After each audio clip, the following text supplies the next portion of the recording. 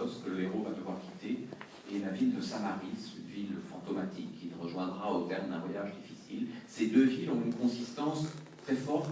peut-être plus forte que le protagoniste un peu perdu dans cette histoire. Et donc c'est ce qui a sans doute frappé à cette époque où la bande dessinée se développait, évoluait vers l'âge adulte à travers différents magazines, dont le magazine À Suivre, qui nous avait accueillis pour cette histoire. Après cette première collaboration, naturellement, évidemment aussi avec l'incitation amicale de l'éditeur, nous avons eu envie de prolonger cette première expérience. Mais en même temps, nous nous situions un petit peu à rebours de ce que la bande dessinée belge classique avait fait, qui était de développer une série avec un style graphique, un personnage récurrent. Bon, on sait que par exemple Maurice a toute sa vie été fidèle à Lucky Luke, qu'il a conçu très tôt et qu'il a accompagné jusqu'à sa mort et même au-delà de sa mort, puisque Lucky Luke a continué à vivre. Nous avions d'emblée la crainte de nous ennuyer, de nous répéter, de faire plusieurs fois le même livre, et puis de toute façon, notre malheureux héros, Franz, était complètement consumé à la fin des Murailles de Saint-Maurice. Il était à bout de souffle, donc il n'était pas question de le reprendre. Ce que nous avons donc repris, c'est le principe d'une vie entre réel et imaginaire, et nous avons créé un deuxième album, La Fièvre d'Urbicande, qui est celui qui nous a permis d'être connus d'un public beaucoup plus large, grâce au prix que nous avons eu à l'époque au Festival d'Angoulême. Et beaucoup de choses séparent les deux albums, et d'ailleurs notre éditeur,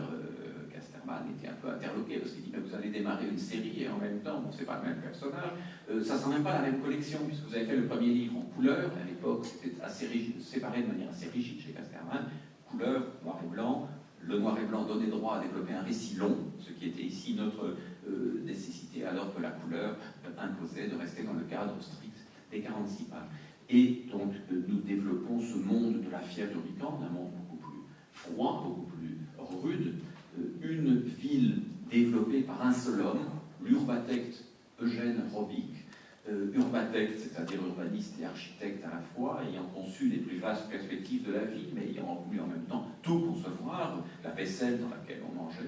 les vêtements que l'on portait, le moindre détail des intérieurs, donc une sorte de fantasme quelque part entre Le Corbusier et Albert Speer, un architecte totalitaire, ayant pensé la ville absolument, et qui n'est au début de l'histoire qu'au milieu de son œuvre, puisqu'il n'a pu s'occuper que de la rive sud de la ville, et qui voudrait encore régulariser, comme il le dit, la rive nord. Donc un personnage relativement sévère, hanté par la symétrie, hanté par le problème du monumentalisme, qui cherche une ville où au fond l'humain est complètement facultatif, une ville qui est là pour le décorum, une ville qui est là pour être comme découverte, vue d'avion. Voilà le bureau qui s'est réservé, une des seules formes rondes dans cette ville où tout est carré, tout est pensé. La place de l'urbatecte est évidemment grandiose, il est proche du pouvoir. Et cet homme va être confronté à un phénomène inexplicable. Il y a toujours du fantastique qui se glisse dans les histoires des cités obscures, mais là il arrive très tôt dans cette histoire. Une structure cubique évidée a été découverte sur un chantier, on lui a apporté cet objet, et quand il revient d'un rendez-vous, cette structure qu'il avait posée sur un livre à cheval s'est mise à pousser, à grandir inexplicablement, alors qu'elle a une texture qui évoque plutôt le métal. Il se trouve que ça s'est mis à pousser un peu à la façon d'un végétal, mais en même temps un peu à la façon d'une structure mathématique aussi. Et donc, ça va être l'histoire de tous les bouleversements que cet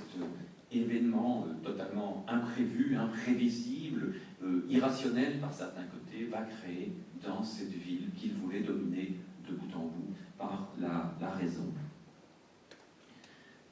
Le troisième album, La Tour, a été un changement encore plus fort, puisque cette histoire se passe à une époque beaucoup plus ancienne. On peut dire que Samaris et Urbicande sont des villes relativement proches, sur ce que nous imaginions à l'époque être le continent des cités obscures,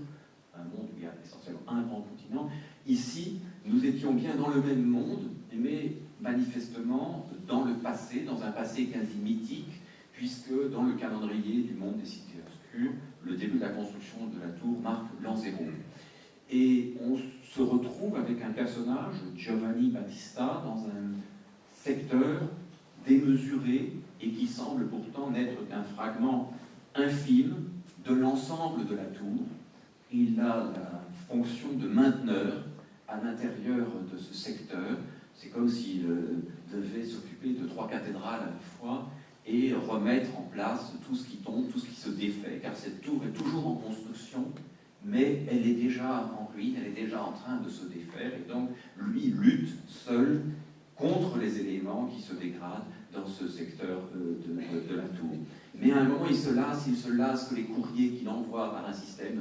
genre pneumatique ne donne aucune réponse, que l'inspecteur qui devrait venir constater la qualité de son travail ne vienne pas, ne soit pas venu depuis si longtemps, et donc Giovanni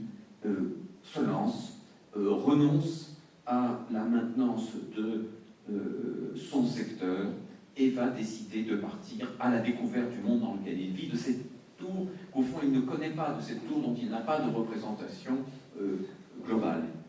C'est amusant d'ailleurs parce que malgré l'âge relativement avancé et respectable, nous étions très jeunes à l'époque, on faisait des héros un peu plus âgés, maintenant qu'on est vieux, on fait des héros beaucoup plus jeunes, mais malgré l'âge assez respectable de notre personnage de Giovanni et son embonpoint, c'est une histoire qui a énormément plu à beaucoup d'adolescents, comme si finalement dans la trajectoire de ce Giovanni, toute question d'âge apparente mise à part, il y avait comme la quête de ce moment de la vie où on est prêt à remettre en cause toutes les certitudes, à défaire ce qui est autour de soi. Et donc notre Giovanni va partir d'abord vers le bas de la tour, se rendre compte que le chemin est impossible, monter et finir par rencontrer d'autres gens. Et là, dans cet album qui paraissait dans une collection en noir et blanc, va survenir un phénomène tout à fait incongru, étrange. Nous devons à la complicité de la revue à suivre de nous avoir permis de le faire, puis de Casterman, c'est que et l'effet était beaucoup plus puissant quand l'histoire paraissait en feuilleton, parce qu'elle paraissait en feuilleton, on va suivre, donc on a 3 chapitres qui sont entièrement en noir et blanc. Et puis à la fin du 3e chapitre, au bas d'une page, vous l'entrevoyez ici, un phénomène presque comme une tâche, une erreur d'imprimeur, un détail en couleur. Et c'est que cet homme qui n'a pas de représentation de l'univers dans lequel il vit, qui ne sait pas exactement à quoi ressemble son monde, n'a qu'une possibilité d'atteindre une image de son autre monde, c'est un lieu où sont conservés précieusement, secrètement, des tableaux. Et ces tableaux laissent les gens de la tour qui peuvent y accéder, d'ailleurs en acquittant un droit d'entrée élevé, les laissent complètement émerveillés. Ils n'ont pas de mots pour dire leur émotion. Ils sont confrontés à une autre dimension de l'espace, et donc pour cette idée, nous avions eu l'envie de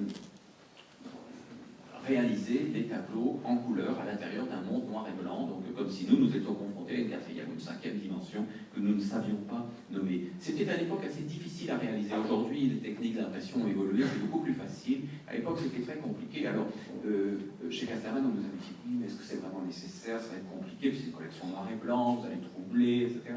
Et puis on avait expliqué toute l'histoire, il dit, bon, oui, quand même, on voit bien que c'est un rôle vraiment important dans l'histoire, c'est pas le petit gadget pour faire joli. Donc ils avaient accepté le principe, mais sur pas trop de pages. Et alors j'avais fait de savants calculs pour placer 2 cahiers de 8 pages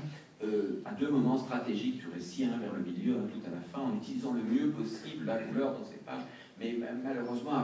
malheureusement ou heureusement, je ne sais pas, arrivé au terme de l'histoire, quand il s'agit d'imprimer l'album, ils ont dit, oh, finalement, c'est trop compliqué, on va imprimer tout sur une machine en couleur. Donc il reste comme ça cette étrange et très parcellaire répartition de la couleur dans l'histoire. Et cette contrainte ne me gêne pas, mais elle a perdu la raison technique qui l'avait fait naître et qui faisait que j'avais décidé de ne plus mettre du tout de couleur jusqu'aux dernières pages où elles prennent un sens et éclairent une fin que je ne vais pas vous raconter. C'est situé aussi le fait que dans ces albums des cités obscures, nous avons toujours tenté d'abord des expériences parce que ça nous tentait et ça nous relançait, mais aussi de profiter le plus possible de ce que la bande dessinée pouvait nous donner, qui est autre que ce que le roman peut nous donner, qui est autre que ce qu'un film pourrait nous donner, avec au fond une sorte de foi, de confiance dans ce langage particulier de la bande dessinée. Certains croient qu'il lui manque le mouvement, ou qu'il lui manque le son, ou qu'il lui manque peut-être la poésie de la pure littérature. Et nous avons toujours eu le sentiment que la bande dessinée avait aussi des choses qui n'appartenaient qu'à elle, Par exemple, la capacité de l'arrêt sur l'image, la capacité, en feuilletant, de comparer deux cases, etc. Et nous avons essayé de tirer parti, non seulement de ce que la forme bande dessinée nous permettait, mais même de ce que la forme imprimée nous autorisait.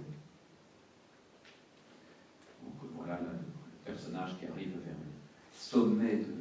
de la tour, qui devrait être l'aboutissement de sa quête, qui est une déception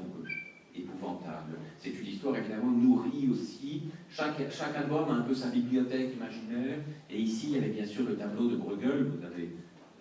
pu reconnaître une variation sur les fameux tableaux de Bruegel autour de la tour de Babel et des images récurrentes que les peintres ont proposées, mais dans beaucoup d'images de la tour, il y a aussi des échos de Piranèse, des gravures de Piranèse. Et de même que les influences de la Fiat Publicante partaient du côté des futuristes italiens ou du constructivisme, chaque livre comme ça joue avec un certain nombre de